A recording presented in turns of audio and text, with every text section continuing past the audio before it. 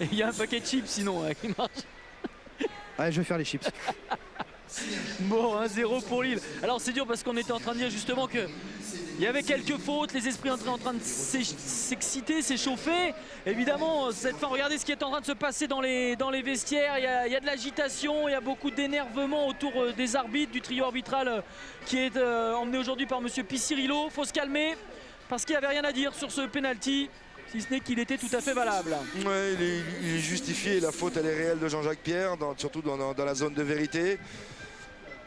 Mais bon, les Nantais, c'est pas tout de dire il y a pénalty, il n'y a pas pénalty, c'est surtout le replacement qui est coupable, parce que c'est ce long ballon quand même d'Adil Rami qui part sur le côté opposé, et là on n'est pas au marquage. Allez, le tableau de bord de la première période. On voit bien que les Lillois ils ont quand même la maîtrise au niveau des occasions avec je dirais 2 de plus que les Nantais. Les tirs sont plus cadrés côté Lillois, une meilleure possession de balle aussi.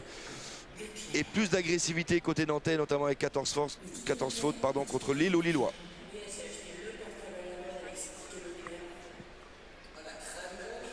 Allez, on devra avoir dans quelques instants les résultats des autres rencontres de cette 30e journée à la mi-temps. Ce sera juste après le résumé de cette première période, bon, qui n'a pas été quand même d'une grande intensité. Non, on a eu du mal à trouver les intervalles et se mettre en bonne position. Là, c'était Stéphane Babovic en tout début de période sur cette bonne déviation de la part de Ronny Rodelin. Il rentre intérieur, il fixe Nicolas Plestan et puis c'est la bonne sortie d'Adil Rami qui met ce ballon en corner. Là, c'est le bon coup franc de Michel Bastos, bien enroulé pour Adil Rami. Et là, il met le mauvais pied, il met la mauvaise surface de contact. Il apprend du talon, ce qui fait que ce ballon fuit la cage de Jérôme Alonso, mais il était quand même très bien situé. La maladresse du défenseur devant le but. Oui, il ne se trouve pas tous les jours dans cette position. Et là, alors, elle est plus dure à mettre là que dans les 7,32 m de Jérôme Alonso. Au moins la cadrer.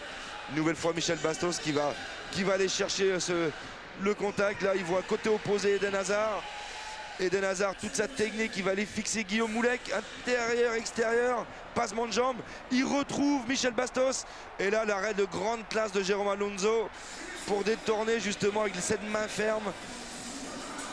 Et bien la frappe de Michel Bastos. Mais alors, qu'est-ce que c'est bien joué de la part de Eden Hazard.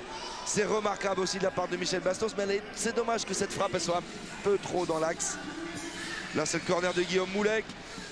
Cette tête de Chedjou pour écarter le danger. Jérôme Poulard qui revient. Ça, c'est le centre instantané de Rémi Marival. Cette sortie un petit peu hasardeuse de Grégory Maliki. Et Guillaume Moulec qui est scellé au second poteau. Se couche pas suffisamment. Et bien ce ballon. Le geste du défenseur en position d'attaquant. C'est pas facile. Il se couche pas suffisamment. Ce ballon, il est un petit peu aussi quand il le reprend de demi-volée. Et là, c'est le pénalty, cette longue transversale d'Adil Rami dans le temps additionnel de la première période.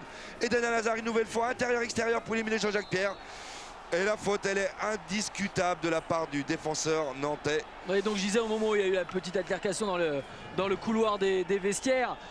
C'est vrai que c'est arrivé au moment où M. Picirillo venait de tenter de calmer tout le monde. Ça va exciter forcément les esprits.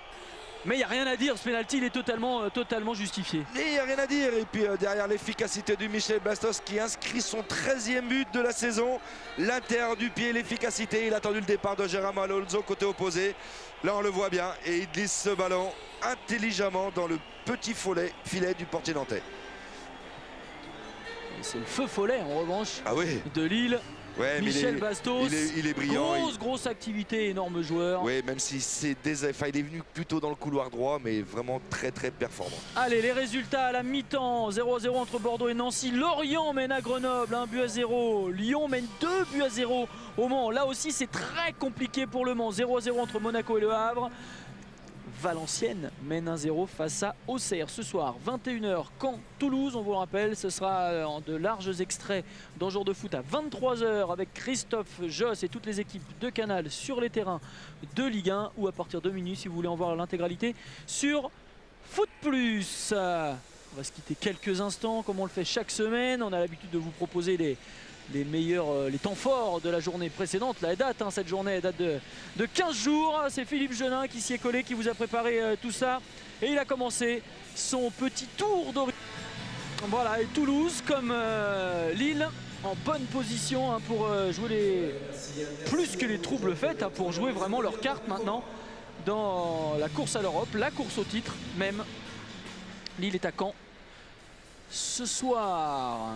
Tiens, un petit mot, on était avec les jeunes là, qui viennent disputer un challenge à chaque mi-temps de rencontre avec des conduites de balles et des frappes au but. Un petit mot de la Gambardella pour les jeunes, puisque demain on jouera les quarts de finale de ce qui est l'équivalent de la Coupe de France chez les équipes de jeunes. Nantes est toujours en lice.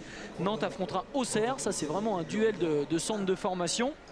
Et puis les Lillois, eux, ont été éliminés par le Paris Saint-Germain qui se déplace à Lyon. Stéphane, vous l'avez gagné la Coupe Gambardella? Ah oui, oui, oui. Contre qui? J'étais à Brest contre Grenoble en finale, 3-1. Ouais. On va reparler football, messieurs, si vous voulez bien. Bah, la Gambardella, c'est le football, mais on peut parler avec vous si vous voulez. On va reparler du match d'aujourd'hui, voilà, avec Grégory. Début de match difficile hein, pour Lille, mais Lille s'est bien remis dans le sens du jeu. Vous avez fait comment pour faire ce changement? C'est vrai qu'on a eu une mise en route un peu difficile. Je pense qu'on a mis un quart d'heure à trouver un peu les jambes. Voilà, après, je pense que la solution vient du fait qu'on a su remettre un peu plus le pied sur le ballon, avoir la possession et les faire un peu plus courir.